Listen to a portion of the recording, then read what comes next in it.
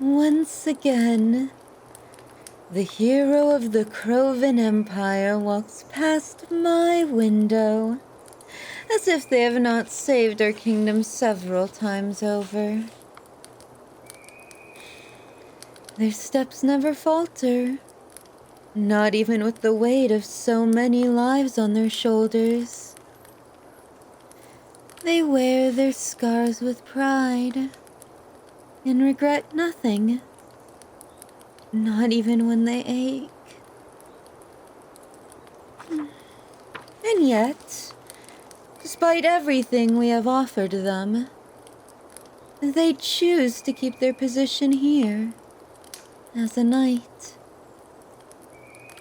They ask for nothing more than a room in the palace, training other knights and guarding myself, when they could have anything they ask for.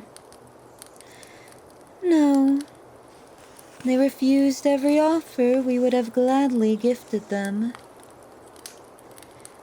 Instead, they have sworn to wait until I inherit my parents' position before taking up their position at the head of our army.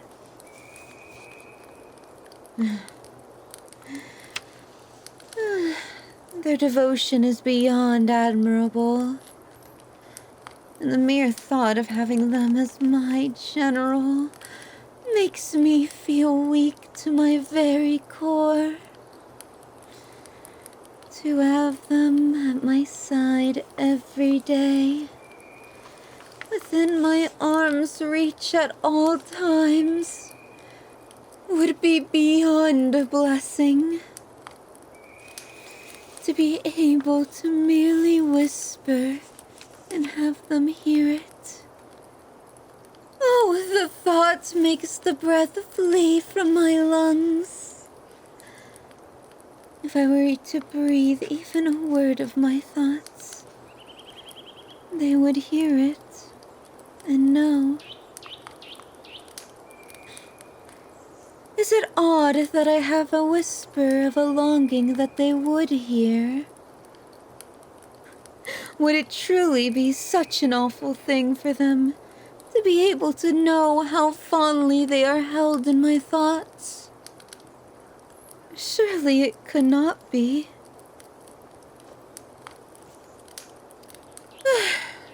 But yes, indeed, I am afraid it would.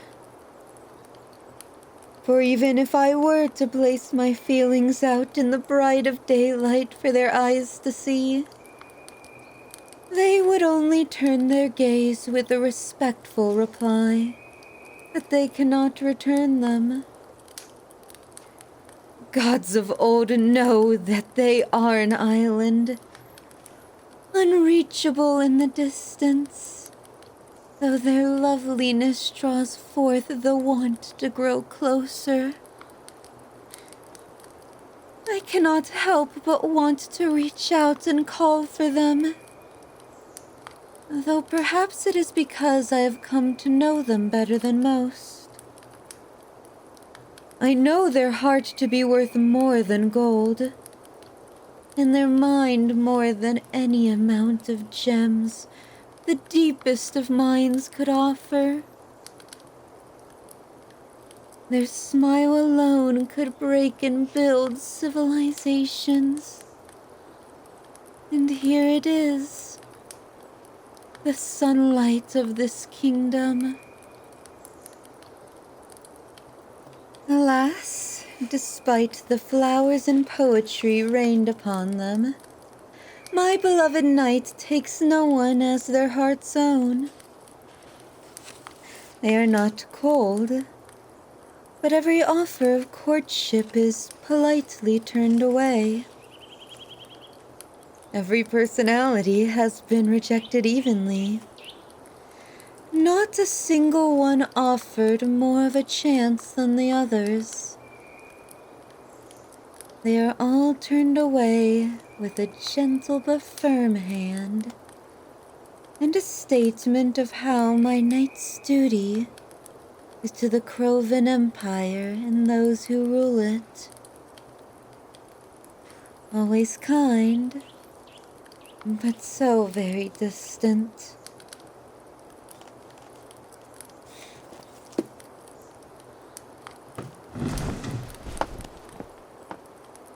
May the gods help whichever fool falls for you, my cherished knight.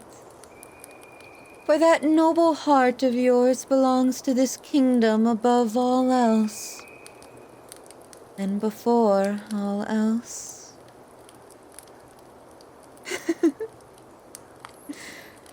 I am speaking of myself, I suppose.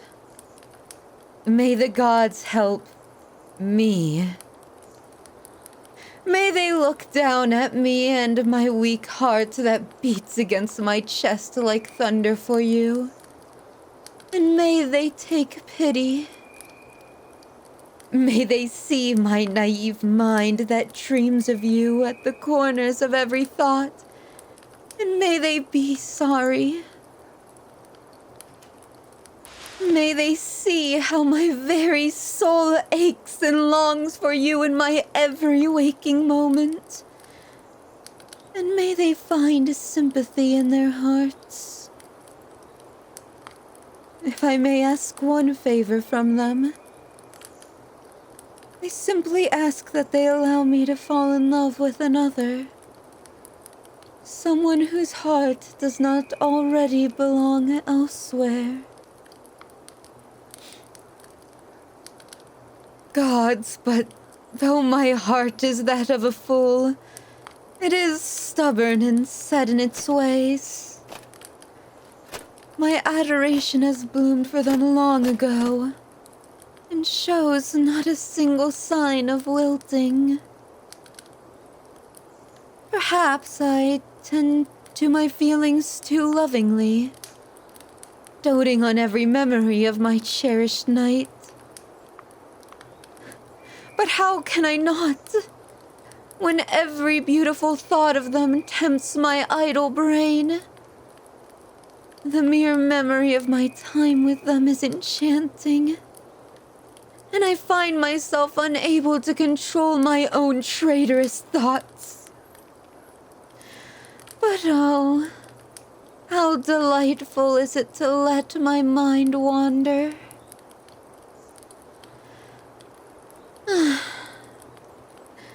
But who could I convince with such terribly false words? I am content with the way my heart beats, and with who it beats for. They deserve adoration and love many times over what the normal heart can bear. And if I must carry a torch for them, it only makes sense that I am one of many. I will, I believe, love them forevermore. And the thought does not hurt near as much as I feared it would.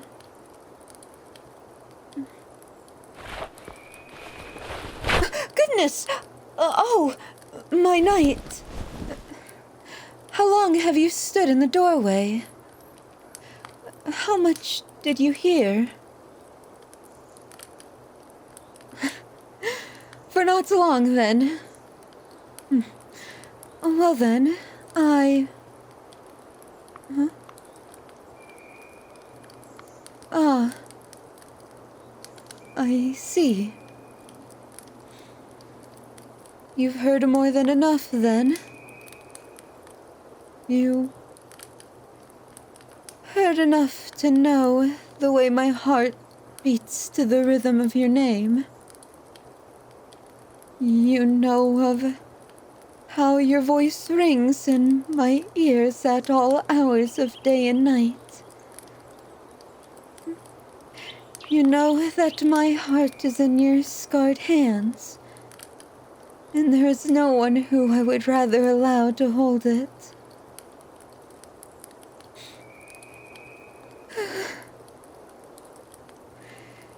If I were to look in a mirror right now, I would see the reflection of a fool of tragedy.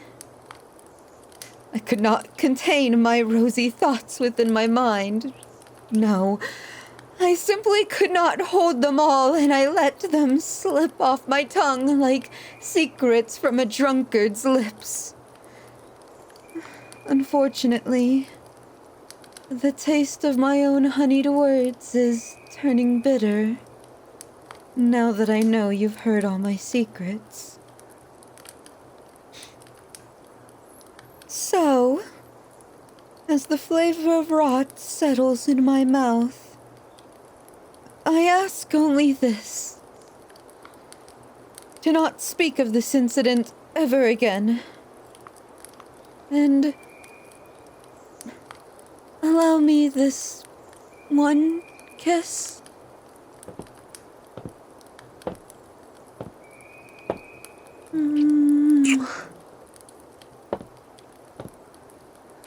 I apologize for how my feelings have come to light, but I am afraid I cannot deny them. I promise to you that I shall never burden you again after tonight, but I beg of you to not tell another soul. I will take my leave now, and let you be away from myself.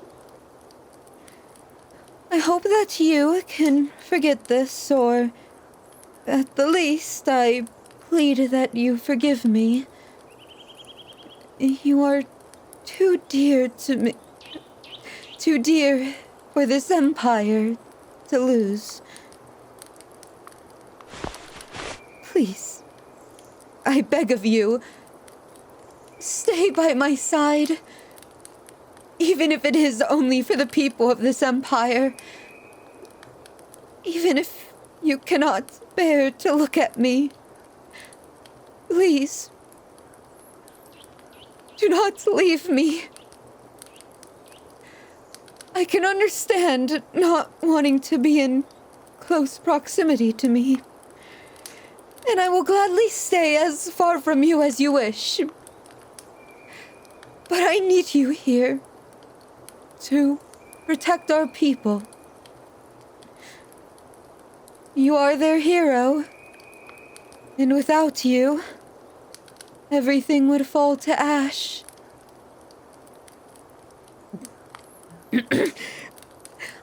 I shall take my leave then. I hope you consider what I have said.